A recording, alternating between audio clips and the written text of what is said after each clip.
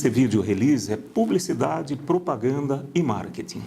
Nessa época de retração da economia brasileira, algo que não se viu desde a história do início da história republicana no país, depois que todas as empresas já cortaram todas as despesas possíveis e até aquelas que se julgavam impossíveis de serem cortadas, a solução é atrair mais clientes. Como atrair mais clientes? Via propaganda, via marketing e via publicidade. A resposta é simples. Para esclarecer esse assunto, nos dar dicas e alguns casos interessantes, nós convidamos o publicitário Newton Mattielli. Ele é publicitário, diretor de uma das mais tradicionais agências de comunicação da região, a indústria brasileira, também é docente da Exanc, nas disciplinas de marketing, direção de arte, gestão de processos e comunicação, e agora assumiu a agência Exanc. Newton, o que é essa agência Exanc? É bacana você começar com isso, Sérgio, porque a agência Exanc ela tem como conceito trazer o aluno para perto do mercado de trabalho. Só que para evitar que se crie conflito com as agências já solidificadas, consolidadas, e por ser formadora, né, a faculdade forma publicitários, ela só atende terceiro setor. Clientes que provavelmente agências não vão querer ajudar ou atuar, a agência Exanc se propõe a fazer esses trabalhos, esses projetos de comunicação para ajudar entidades filantrópicas. Ela já está em funcionamento? Na verdade ela já está funcionando há uns 2 anos mais ou menos. Agora ela tem uma estrutura decente, vamos dizer assim. Estações de trabalho, tem uma sala separada, é uma casa ao lado da faculdade, com estrutura pronta para isso. Então, já está pronta para fazer o que precisa fazer. E os clientes, como são selecionados por vocês? Normalmente eles procuram, ou são indicações. Então, o Lar São Vicente de Paula, por exemplo, é um cliente que tem sido feito o trabalho com a agência Exanc. Materiais de divulgação, jornais que acabam virando dinheiro para a entidade, jornalzinho bimestral ou trimestral com notícias relacionadas ao lar ou notícias que sejam no mínimo curiosas e que empresas compram espaços. Então esse dinheiro vai para a entidade e a agência faz a paginação desse jornalzinho. Materiais de divulgação, por exemplo, vai ter uma feijoada beneficente ou um festival de sorvetes, pastel. Todo o material de divulgação é feito pela agência Exanc. As ações de mídias sociais são feitas pela agência Exanc. Então acaba sendo junta a fome com a vontade de comer. Né? A entidade precisa e os alunos querem, de uma forma até informal, aprenderem, né? Sem aquela pressão de uma agência, o diretor de arte cobrando ali na nuca do aluno, acaba tendo essa facilidade. Ok, boa sorte nessa empreitada. Agora vamos para o assunto que o traz aqui. Sim. Como que a crise afetou as agências de comunicação? Olha, de maneira direta, né, Sérgio? No Brasil, e estamos no estado de São Paulo, que é um pouco mais profissionalizado, tem uma noção de estratégia mais elaborada. A grande maioria dos empresários acaba não tendo a comunicação como uma ferramenta estratégica planejada. Por quê? Porque é sobra de caixa. Não existe aquela... Guarda-se as devidas proporções, não são 100%, não é 100% dos empresários, mas a grande maioria trabalha com sobra de caixa. A verba de comunicação é o que sobra. Não é aquela verba determinada a partir de um faturamento ou uma verba que é fechada já um pacote para o ano e aquele departamento tem verba a investir. Desculpa te interromper, você estima que essa redução, vamos comparar 2013 com agora 2016 para 2017, nós estamos em 2017, a retração foi de quanto nessa verba publicitária? Depende do setor. Eu atendo construtoras e concessionárias de carro. Tem construtora que reduziu 100%. Todos os lançamentos foram cortados e agora está começando a retomar porque existe uma certa demanda de busca de apartamentos. Tem uma outra empresa que é do setor imobiliário que eu trabalho também, 70% a menos. As concessionárias de carro, eu atendo um grupo, são 4 marcas, ali em torno de 60% 50% de queda de verba de comunicação. Esses específicos, a empresa de imobiliária, que não é uma construtora, não faz prédio, eles têm loteamento. Essa é a expansão da cidade. A cidade continua expandindo porque, invariavelmente, novas pessoas vêm morar em Sorocaba e região. Então, Sorocaba, como polo, acaba tendo uma demanda por moradia. Essa empresa diminuiu a comunicação, não parou, mas diminuiu. O grupo de concessionárias, Carro Zero teve uma queda drástica. Por outro lado, os seminovos das mesmas lojas acabaram aumentando o volume de vendas. Então acaba tendo uma certa compensação, mas a queda final é algo próximo de 50%. Você está no mercado há quanto tempo? Desde 99, 18 anos já. Bastante tempo. Como que você sente o empresário nessa redução de verbas para a publicidade, que é uma área essencial para o negócio? Ele sentiu, ele doeu para ele ter que fazer esse tipo de corte? É engraçado, Sérgio, porque no primeiro instante, em 2015, esse movimento foi instintivo. Vai ter retração de mercado, não sabe direito a quanto vai cair esse mercado, então para a comunicação. Mas não fala quanto. Vamos parar, daqui a um mês a gente vê. 2015 passou, até o meio de 2016 foi uma redução grande, mas de março de 2016 até o fim de 2016, na verdade até janeiro de 2016, o tombo foi violento. Ali ficou muito evidente que ninguém tinha passado por aquilo, o susto dos empresários ficou muito evidente, empresários de grande porte aqui de Sorocaba vieram conversar comigo e, poxa vida, Nilton, nunca passei por isso, nunca tive que fazer o que eu estou fazendo, tanto quanto dispensa de funcionários, quanto mudança de forma de trabalhar.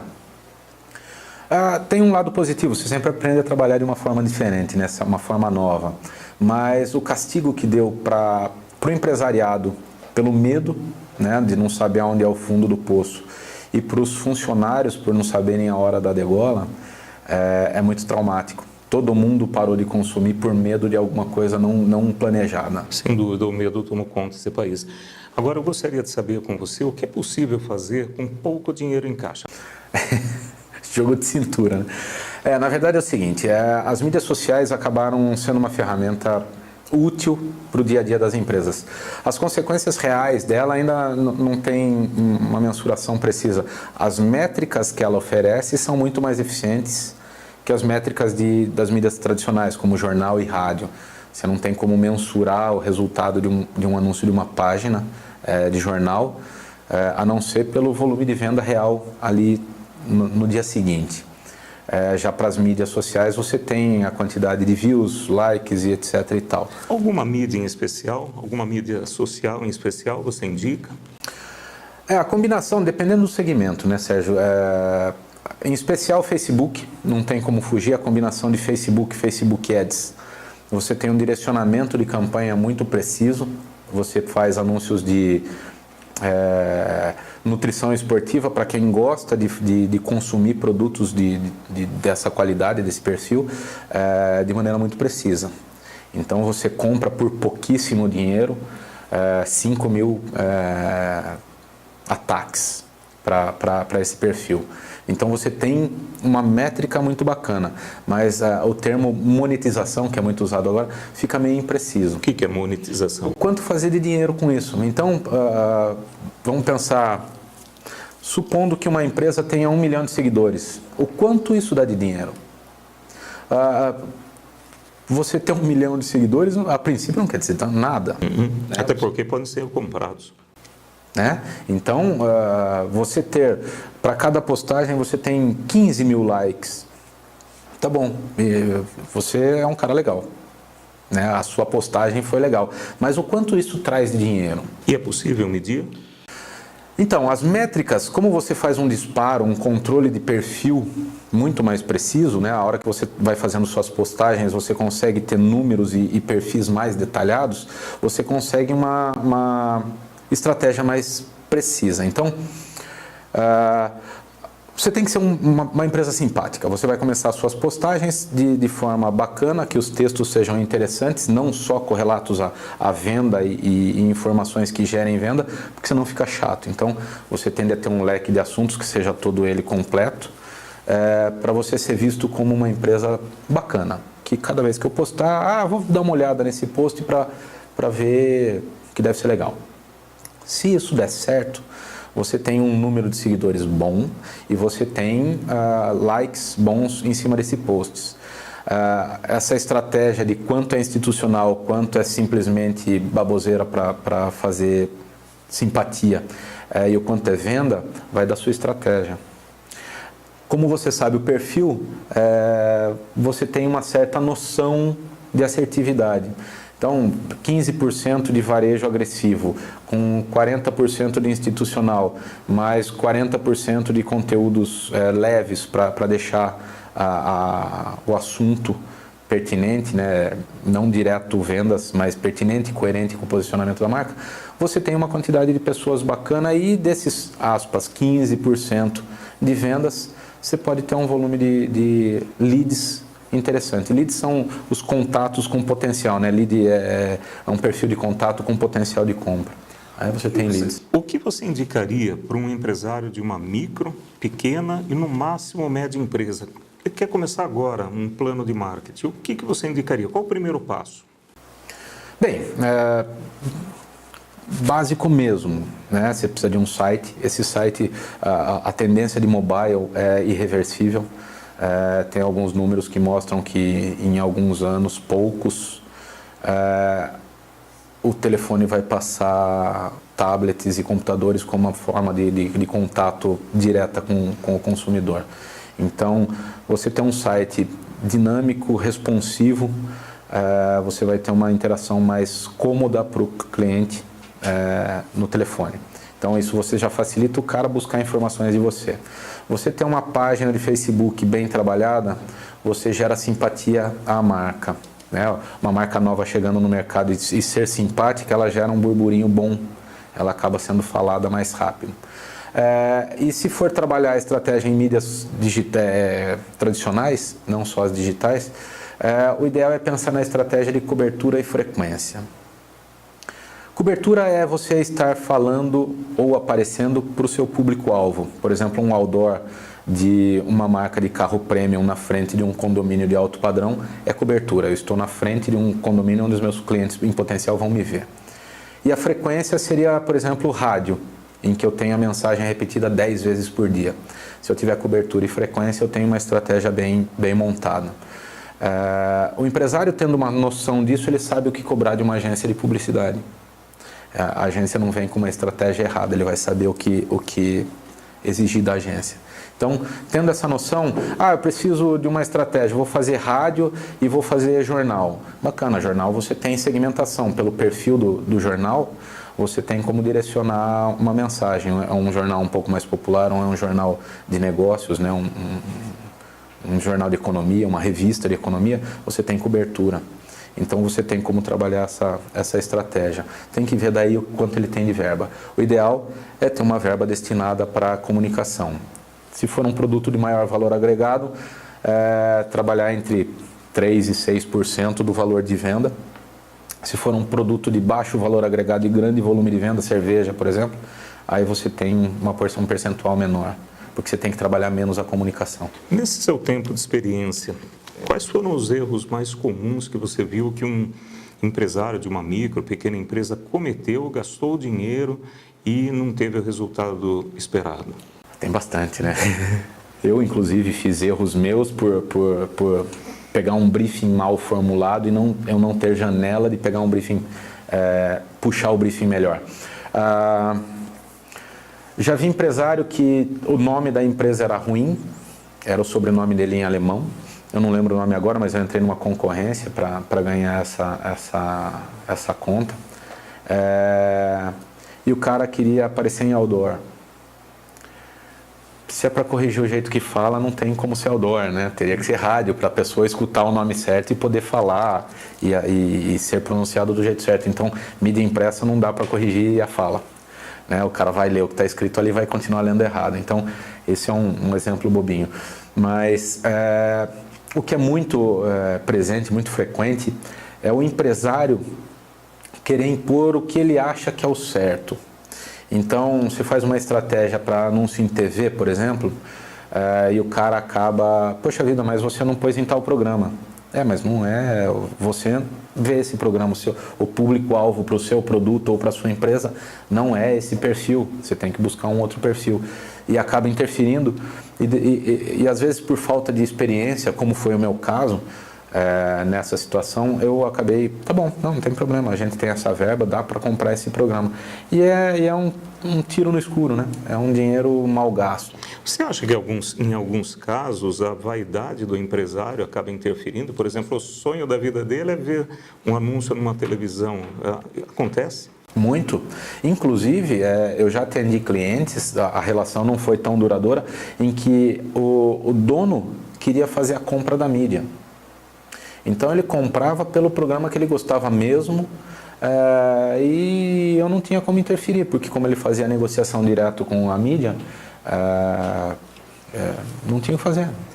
É muito comum, inclusive nós estamos de uma certa forma no meio televisivo, a avaliarmos as propagandas de televisão. Sim. Eu gostaria que você respondesse mais ou menos, até para orientar a pessoa que nos assiste, quais são as etapas de produção de uma peça publicitária veiculada em televisões?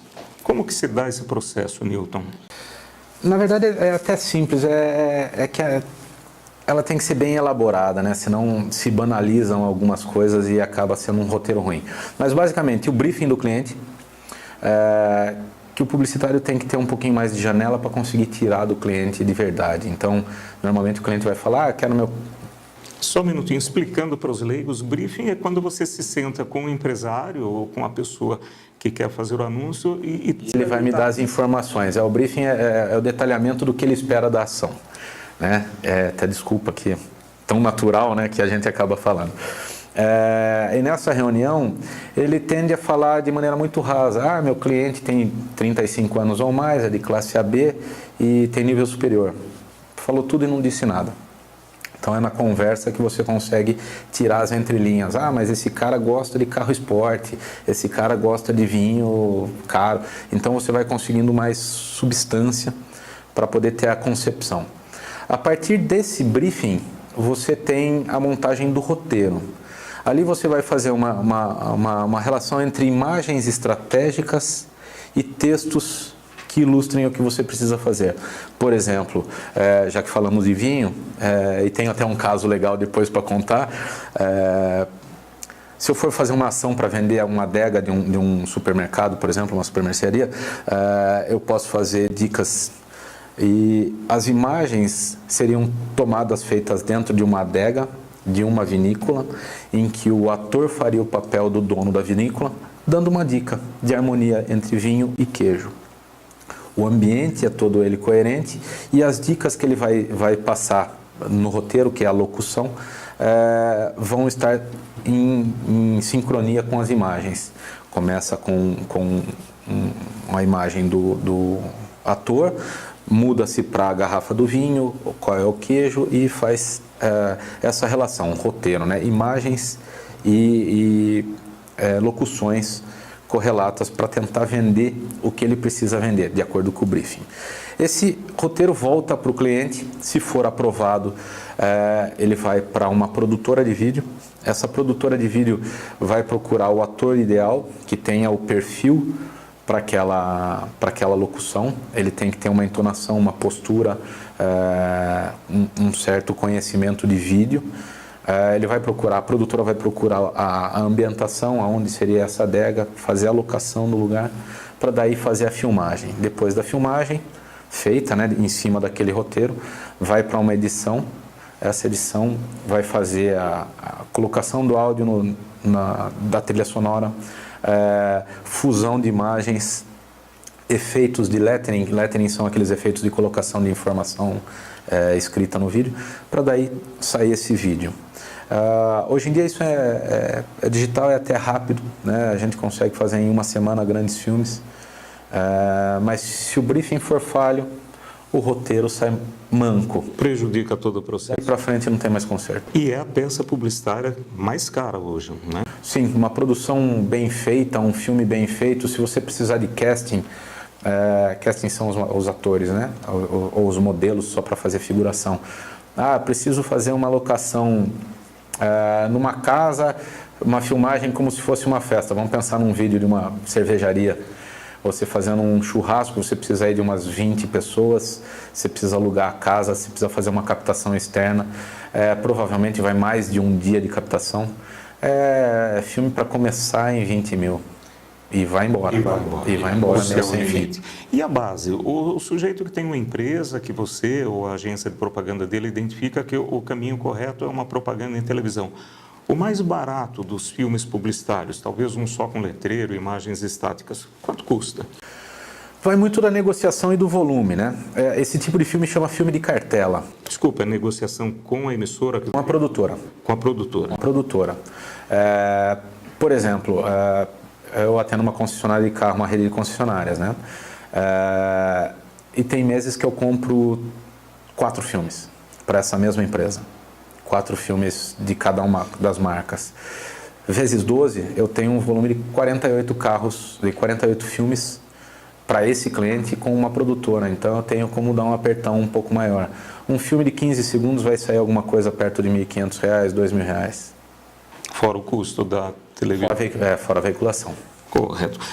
Na resposta anterior, você citou um comercial que você fez que tinha uma história curiosa. Eu queria lhe perguntar, nesse tempo todo de carreira, qual um caso curioso que você presenciou? Esse foi muito interessante. Me veio à cabeça exatamente pelo exemplo. Eram dicas de vinho, era uma sequência de filmes para uma supermercearia tradicional aqui de Sorocaba. A gente, inclusive, foi finalista do Profissionais do Ano da Rede Globo esse ano, em 2004. Com essas dicas de vinho. O ator tinha uma postura muito boa, bonito, só que não lembrava o texto. O que era para ser uma locação de 3 horas, se perderam 8 e não conseguimos fazer o filme. Tivemos que fazer ele numa locução em paralelo em um estúdio e a produtora fazer a montagem em cima dele falando a ele mesmo. Porque ele não lembrava. E isso onerou. Muito. Aí o curioso virou penoso para o dono, anunciante. Porque realmente não daria para trocar o ator. Ele tinha uma presença de vídeo muito bacana. Ele tinha uma postura, o tom da voz dele era bom, mas ele não lembrava. Ele chegava até um determinado ponto, ele falava o vinho, esquecia o queijo. Quando ele já não esquecia o vinho.